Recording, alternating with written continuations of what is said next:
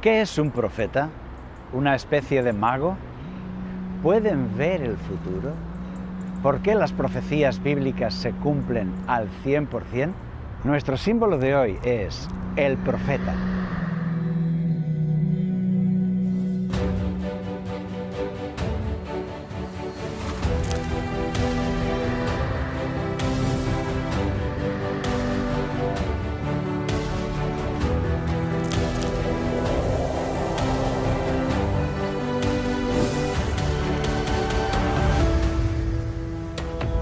Símbolos proféticos.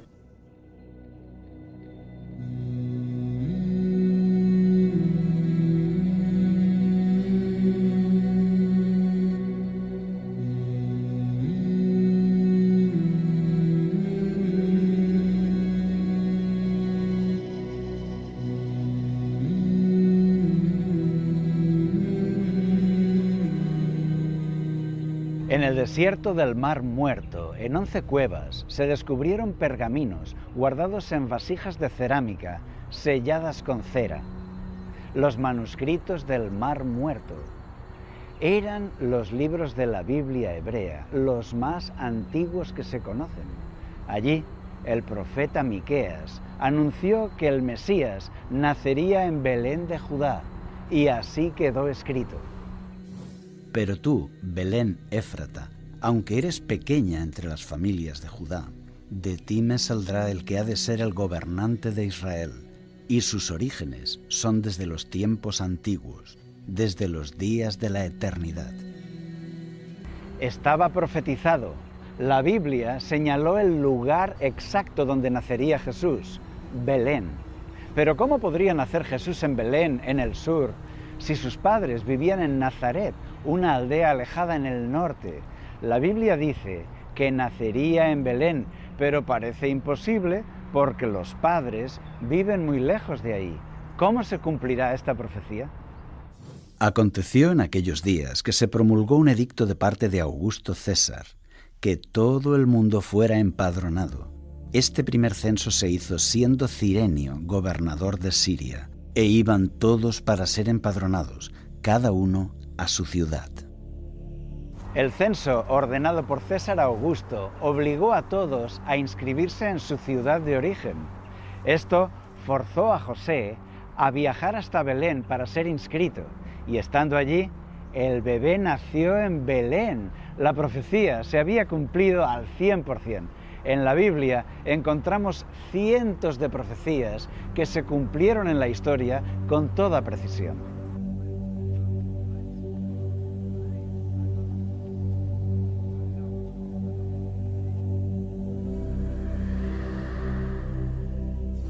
Nuestra sociedad está acostumbrada a imaginar hombres con poderes sobrenaturales. ¿Es el profeta una especie de Gandalf o como el Doctor Extraño de Marvel? Los videntes o adivinos que son populares hoy suelen acertar 1 de cada 4 predicciones. Esto es un 25%, y en muchos casos esto no tiene ningún mérito, porque muchas veces las predicciones son ambiguas o relativas. Por ejemplo, que 2 famosas estrellas de Hollywood se van a divorciar. Bueno, esto es algo muy probable, ¿verdad? A veces las predicciones son sobre una catástrofe natural que sucederá en el año. Pero el mundo es muy grande y seguro que en alguna parte del mundo alguna gran catástrofe va a suceder. Estos son profecías que no tienen ningún mérito. El francés Nostradamus podría superar esta marca. Sus seguidores afirman que él alcanza el 80% de sus profecías cumplidas. Algo muy difícil de verificar, porque Nostradamus se expresó con palabras simbólicas y conceptos abstractos sin concretar. Pero hay un grupo de profetas que rompe todos los récords. Son únicos, llegando al 100% de exactitud profética. Ellos son los profetas hebreos, los profetas de la Biblia. Sus profecías están pensadas para alumbrar a la humanidad, para ser una luz en la oscuridad. Tenemos también la palabra profética más segura, a la cual hacéis bien en estar atentos como a una antorcha que alumbra en lugar oscuro. Para hacer un estudio serio sobre los profetas, a partir de ahora nos vamos a referir solo a ellos, los verdaderos profetas, los de la Biblia.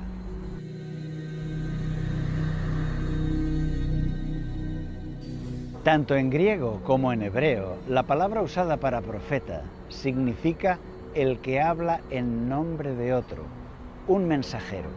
La palabra en hebreo es nabí, que podría traducirse como portavoz, mensajero.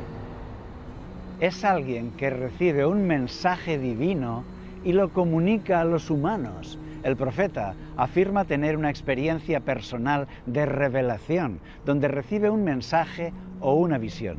Y el resto es muy sencillo. Si las profecías se cumplen, sabemos que se trata de un hecho sobrenatural.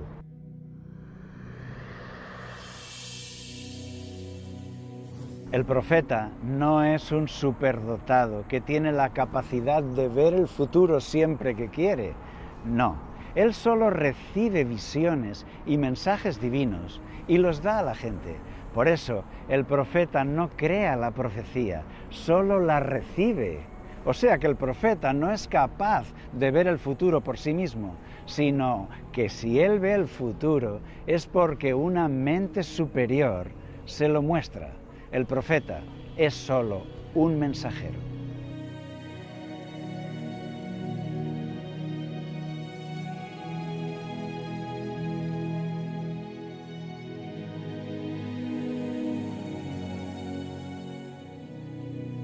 Porque nunca la profecía fue traída por voluntad humana, sino que los santos hombres de Dios hablaron siendo inspirados por el Espíritu Santo. Es por esto que las profecías de la Biblia son infalibles, porque no han sido hechas por hombres, sino que son dadas por un ser superior. Acordaos de las cosas pasadas desde los tiempos antiguos, porque yo soy Dios, que anuncio lo por venir desde el principio y desde la antigüedad lo que aún no era hecho, que digo, mi consejo permanecerá y haré todo lo que quiero. Es por esto que las profecías de la Biblia, por increíbles que sean, se cumplen al 100%. Veamos un ejemplo de esto.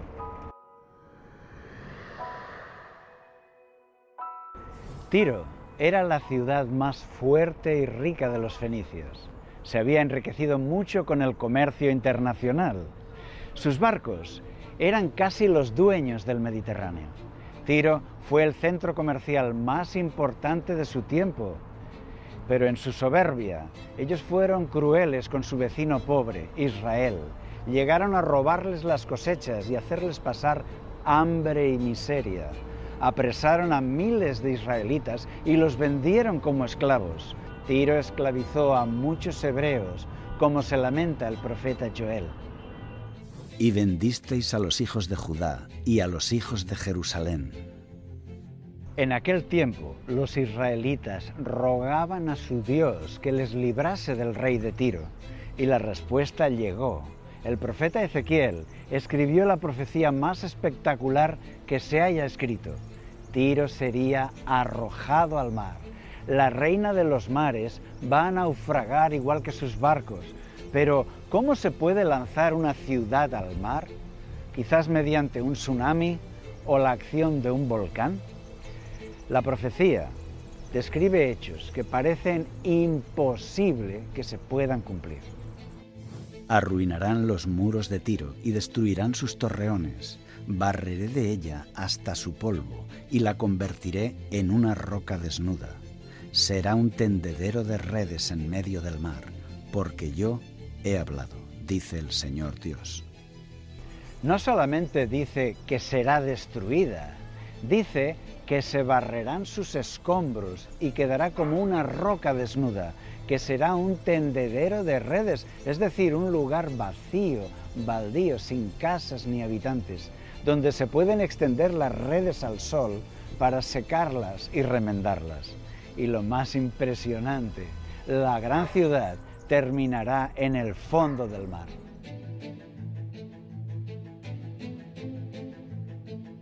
Destruirán tus muros y demolerán tus lujosas casas, y tus piedras, tu madera y tus escombros los arrojarán en medio del mar.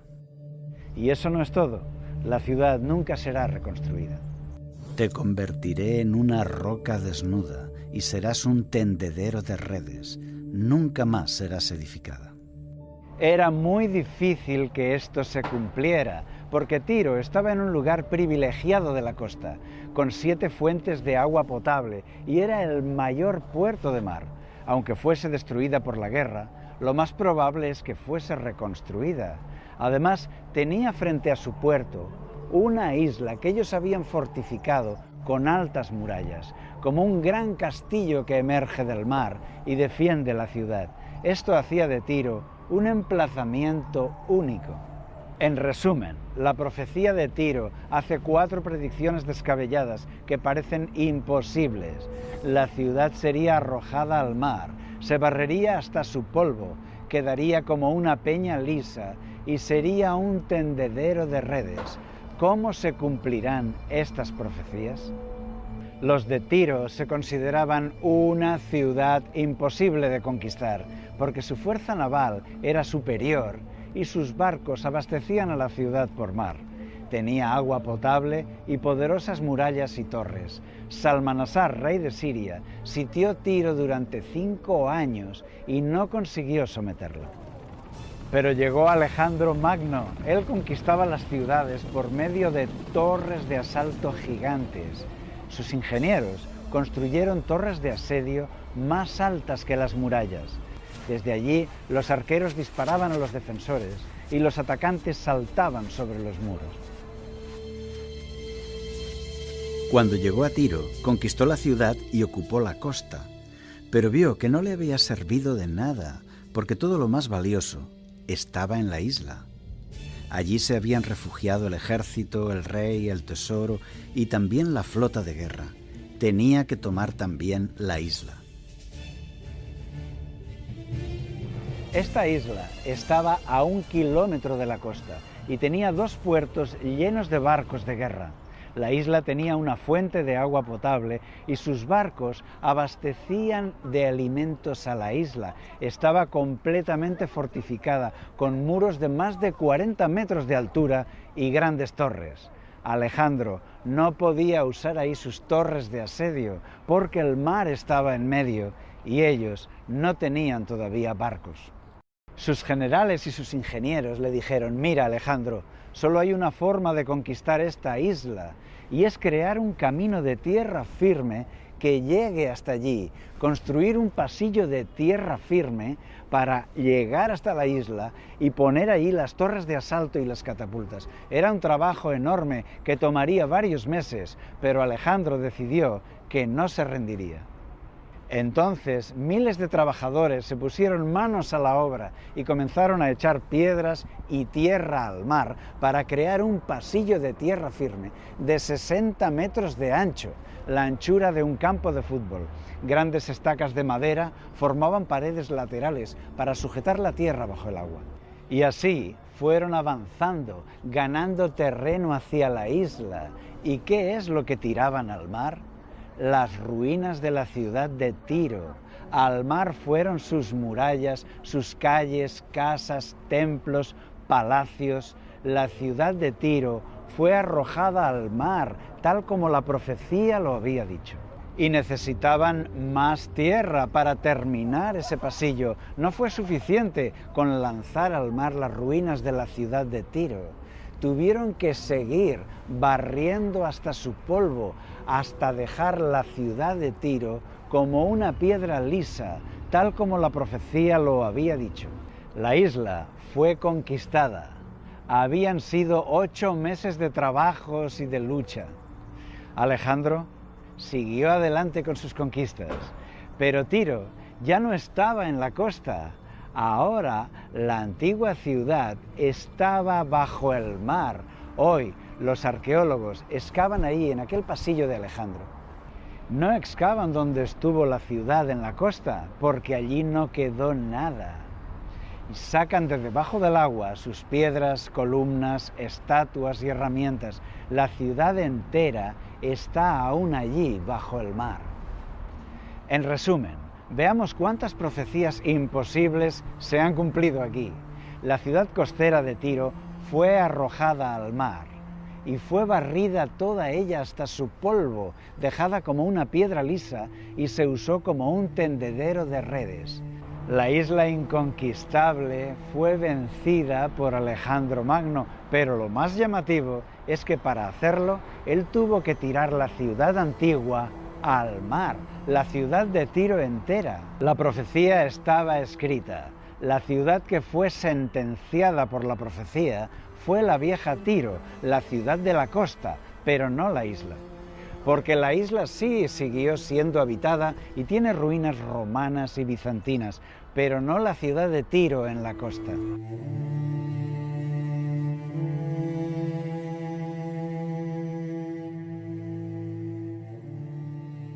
Esta es una foto de hace 70 años. Puede verse la costa vacía, donde estuvo la ciudad. También el camino de tierra que formó Alejandro. El mar ha formado una ensenada de arena a ambos lados y la isla ha quedado unida a tierra para siempre.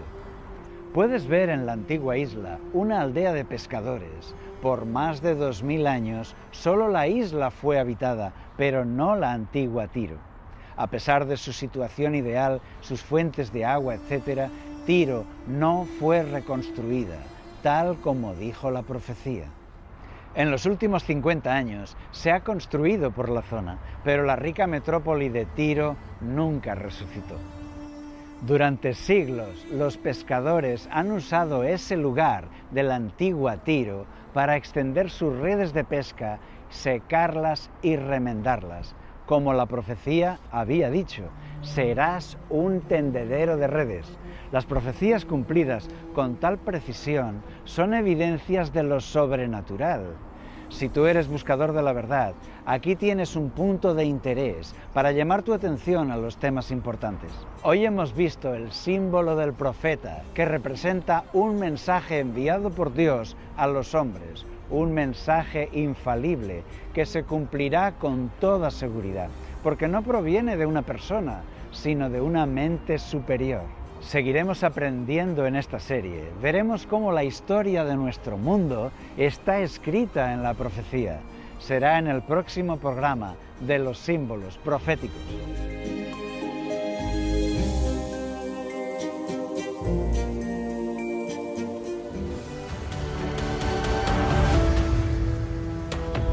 Símbolos proféticos.